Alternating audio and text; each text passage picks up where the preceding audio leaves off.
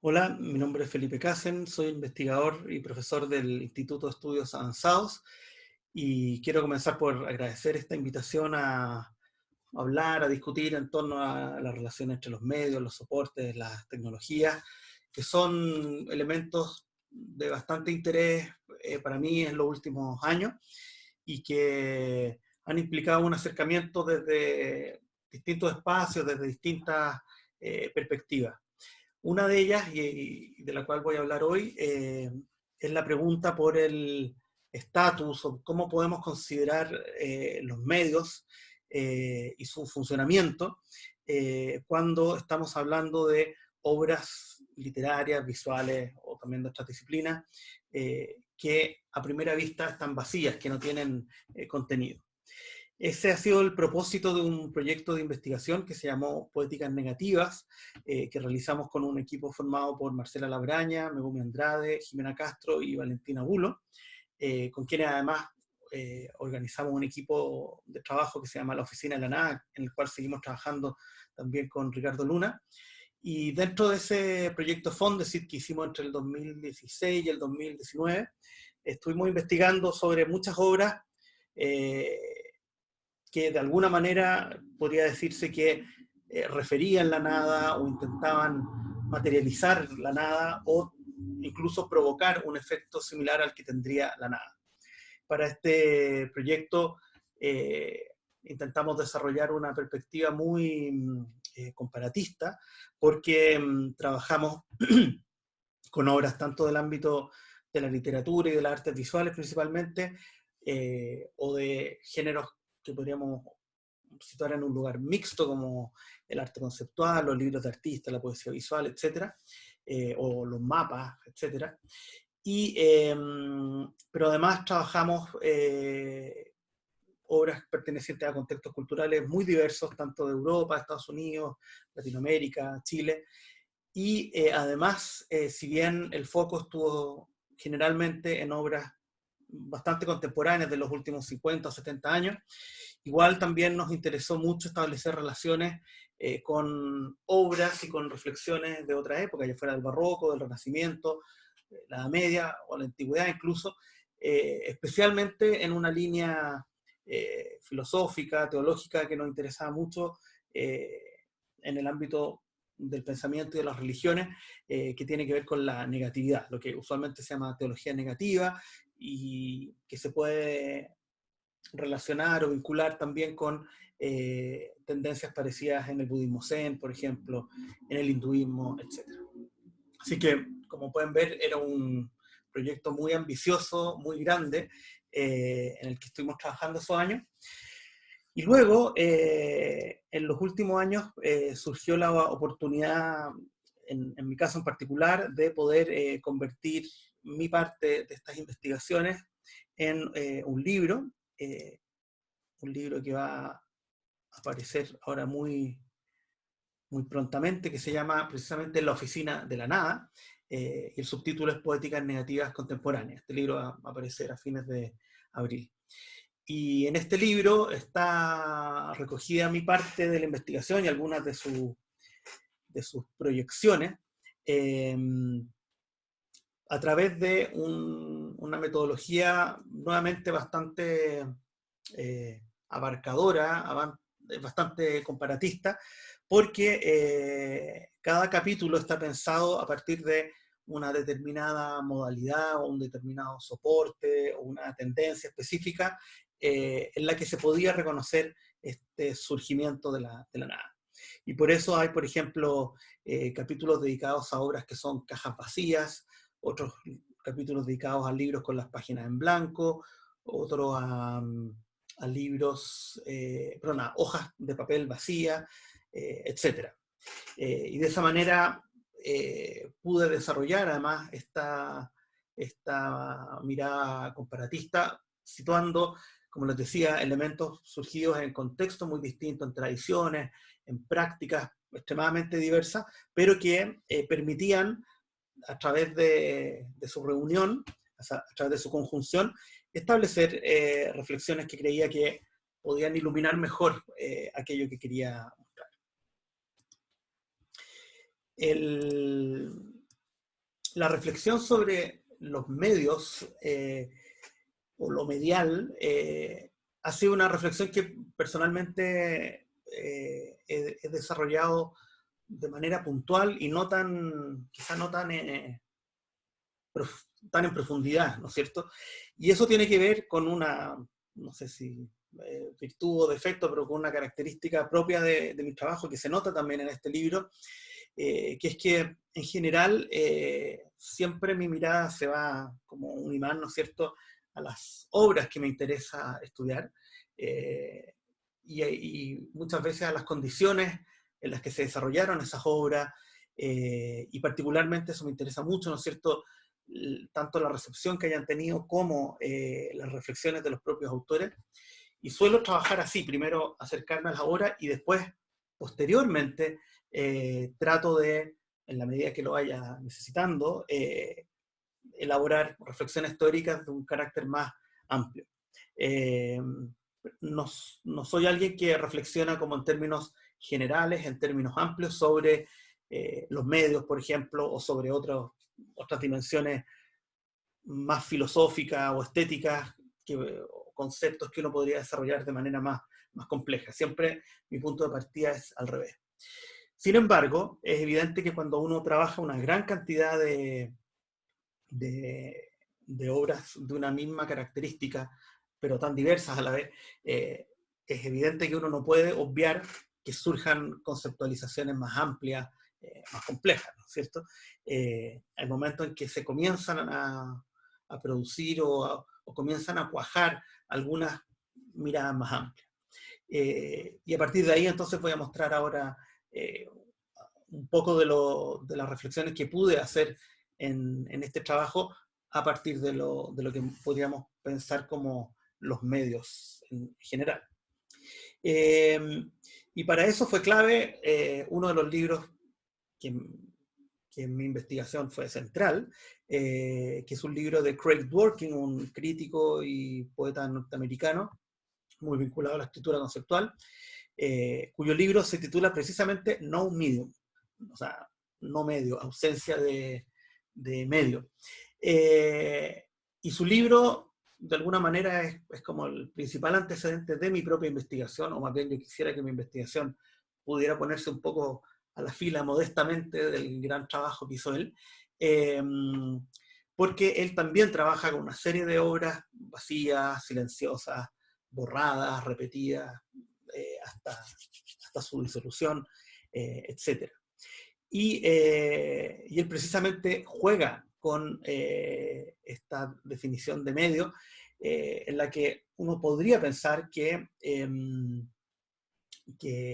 cuando no hay contenido, ¿no es cierto? Y podríamos hablar acá de un contenido textual o un contenido figurativo en una obra visual, etcétera, o contenido sonoro, uno podría decir, bueno, acá no hay medio, y el medio sería algo vacío, ¿no es cierto? Él de alguna manera quiere poner en juego esta tensión entre que es una tensión obviamente muy exagerada o maniquea, entre forma y significado, entre continente y contenido, ¿no es cierto?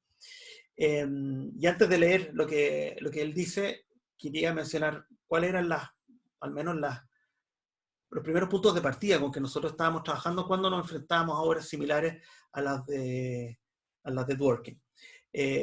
Nosotros habíamos definido, para analizar tanto obras literarias como visuales, que ante la ausencia del texto, por ejemplo, lo que emergía naturalmente eran dos elementos que usualmente están en segundo plano, pero que acá pasaban a ocupar el primer plano.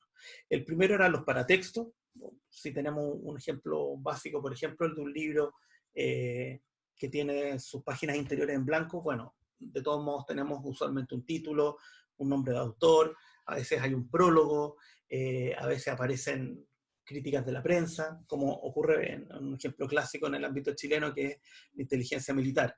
Entonces, la ausencia del texto propiamente tal, de alguna manera, se compensa con la fuerza que tienden a tener los paratextos. Y la otra dimensión que resultaba clave en esta investigación, en este acercamiento a este tipo de obras, es que también la materialidad con que están constituidas las obras pasa nuevamente a tener un lugar central. En un libro convencional, nuestra experiencia de lectura no varía radicalmente si es que las hojas son gruesas o son delgadas o la tipografía es de tal o cual manera, a menos que sea una característica poco usual. O sea, por ejemplo, si tiene una tipografía extremadamente pequeña o extremadamente difícil de leer, ahí recién nos va a llamar la atención, pero la mayoría de las veces va a ser transparente. Pongo esto entre comillas porque algo que también los diseñadores gráficos podrían discutir, hay tensiones sobre eso. Pero, nuevamente, volviendo al ejemplo de un libro vacío, ¿no es cierto? En ese caso, también la cualidad material de las hojas, por ejemplo, va a tener una importancia mayor a la que tendría habitualmente. Y eso era un poco la premisa con la que estábamos trabajando al comienzo de nuestro proyecto de investigación, que de alguna manera los y las lectores y lectoras nos resistimos a que no haya nada en un libro o en una obra cualquiera, y ante esa nada, ¿no es cierto?, tratamos de aferrarnos a los pequeños elementos o a los elementos secundarios que aún estén a la vista para tratar de hacer algo. De alguna manera rechazamos este acto tan brutal de que nos tiren una nada de frente. Entonces con esa visión estábamos trabajando. Pero para avanzar un poco más en lo que podría ser una idea sobre los medios, es muy interesante traer a colación la propuesta de Craig Dworkin. Y Craig Dworkin dice, respecto a las obras que él estudia, dice que él trata de entender si estas obras pueden realmente decir cosas sustancialmente diferentes, si alguna vez pueden hablar de algo más que de su vacuidad. Y en base a eso él dice que un medio, los medios en general, no son contenedores neutros, sino que responden a una serie de materialidades, técnicas, prácticas y sistemas de difusión que inciden en su sentido. Es más, cito, solo se vuelven legibles en contextos sociales porque no son cosas, sino actividades comerciales, comunicativas y siempre interpretativas. Me gusta mucho esta idea, ¿no es cierto?, del medio no como un objeto, sino como una actividad, o podríamos decir como un objeto que está inserto en un circuito y que de tal manera pasa a cumplir ciertas funciones, ¿no es cierto?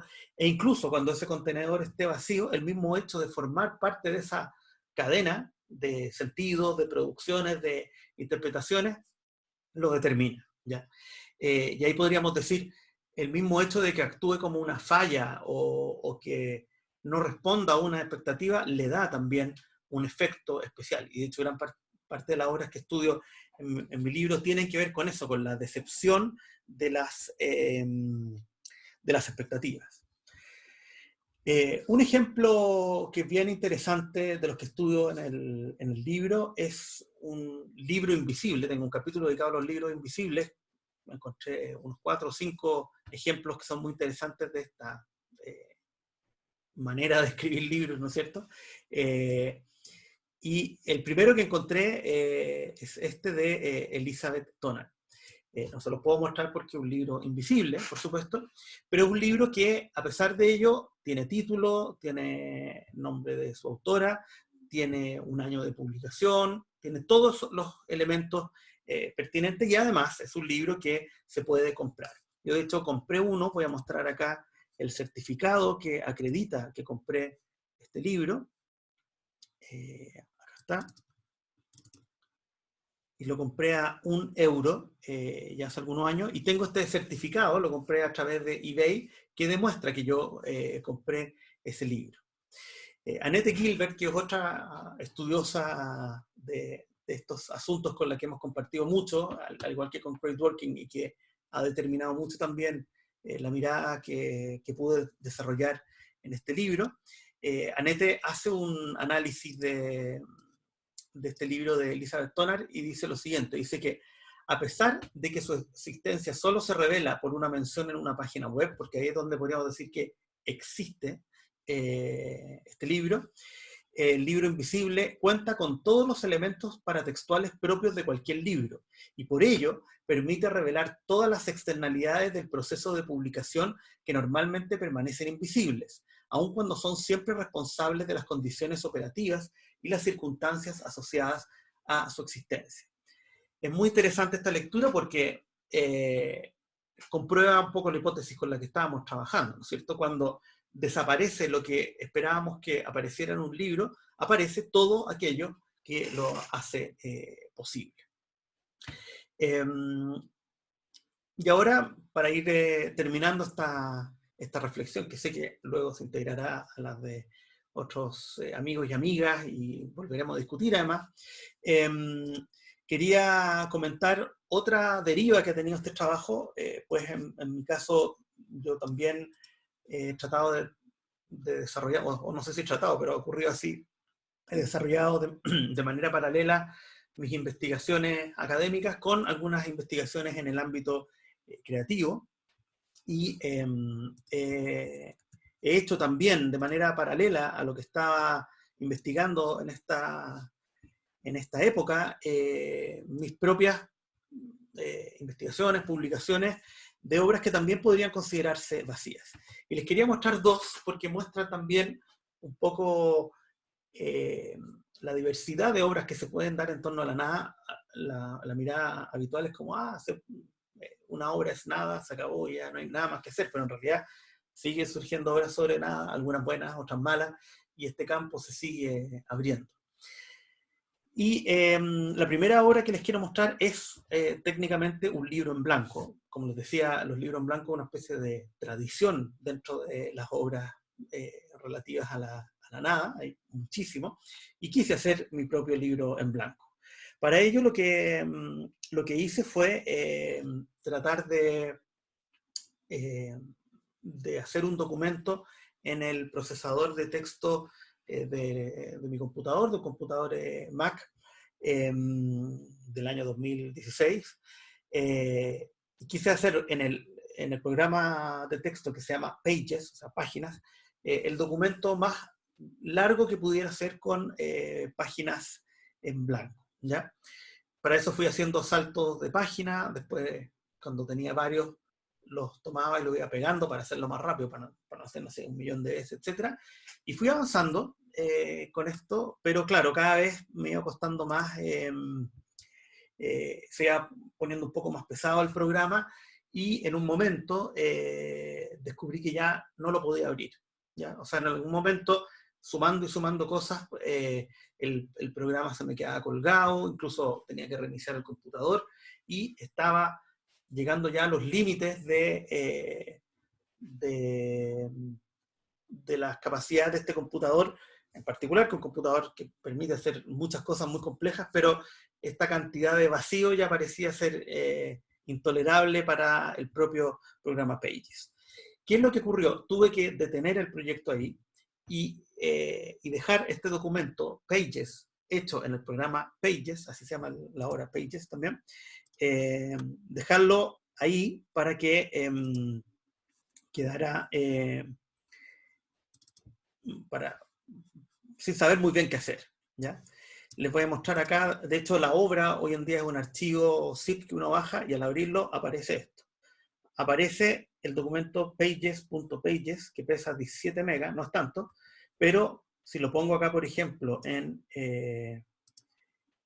para vista previa, verán que no muestra nada y que se empieza a pegar, ¿no es cierto? Se queda ahí y nunca lo abre. Y si trato de abrirlo y lo abriera ahora, probablemente fracasaría, se cortaría esta grabación que estoy haciendo. Y lo que hice adicionalmente fue acompañarlo con esta pequeña explicación de este libro, ¿ya? Ahora, este es un libro interesante, entre comillas, pero en la medida que yo, que fui quien lo creó, no puedo abrirlo, pero si alguien con un computador más avanzado trata de abrirlo, sí puede hacerlo. Por ejemplo, mi amigo Fernando Pérez Villalón, él sí pudo abrirlo y comprobó efectivamente que estaba vacío como yo lo había dejado. Y el otro proyecto que les quería mostrar también en esta misma línea es un proyecto más reciente que publiqué hace muy poco y que tiene que ver con un interés que tengo hace bastante tiempo en ciertas como prácticas propias de Internet, eh, del, de las maneras también que tenemos de producir material o incluso de producir nuestras propias identidades en Internet. Y siempre me ha interesado mucho el lenguaje estereotipado de la publicidad, pero también de todos estos programas o de todas estas aplicaciones que permiten eh, diseñar, por ejemplo, nuestros propios libros. ¿Ya? Ha tenido mucho auge en los últimos años todo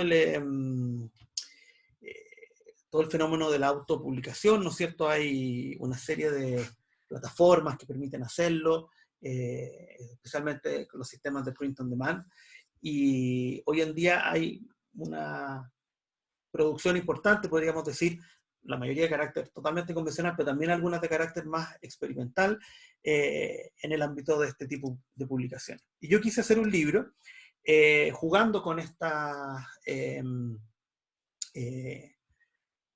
manera de entender la producción de un libro de un modo tan convencional, ¿no es cierto?, con estos patrones o estos presets que se pueden ocupar siempre. Eh, y lo hice de la siguiente manera. Tomé una frase muy conocida, ¿no es cierto?, que es "Don't judge a book by its cover", no juzgues a un libro por su portada, y hice 80 portadas. Ocupé un programa que se llama Canva, que permite hacer como preformatear libros, cartas y una serie de documentos, y simplemente fui escogiendo las que me parecían más bien las más feas o las más absurdas, e hice una recopilación de casi 80 portadas que después simplemente puse en orden y nada más. En varios casos las portadas tenían espacio para texto, pero yo me limité a dejar los paratextos del título y del autor. Acá voy a mostrar un poquitito de este libro. Pueden observar, voy a ir bajando algunas de las portadas. Ahora me acuerdo, la secuencia del orden lo hice a partir de colores, más de negro, después gris, etc. Traté de que tuviera alguna lógica cromática. Y como pueden ver, se trata de portadas, algunas más bonitas, otras más feas, pero todas hechas con el mismo texto y el mismo nombre del autor. Y me pareció muy interesante, a mí al menos, aunque se mantengan fijos esos elementos, el cambio de la tipografía, de las imágenes, del diseño, me parece que le va dando un sentido totalmente distinto a cada uno de estos libros inexistentes. Esto es, así como el otro era un libro que tenía solo páginas en blanco, estos son portadas que no tienen nada en su interior. Y el libro mismo es solo las portadas.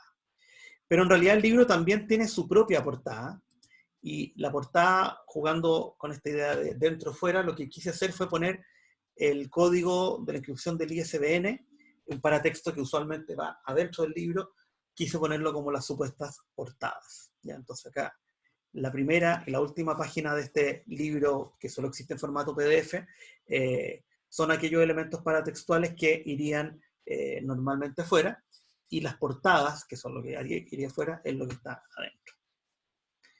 Espero que sepan juzgar con magnanimidad este proyecto de libro que les acabo de mostrar, y que lo que he propuesto ahora en torno a ciertas maneras de pensar el medio como un espacio, como decía Craig Dworkin, con una actividad que se produce en el marco de ciertas expectativas, de ciertas formas de producción, les provoque interés y que podamos mantener la discusión.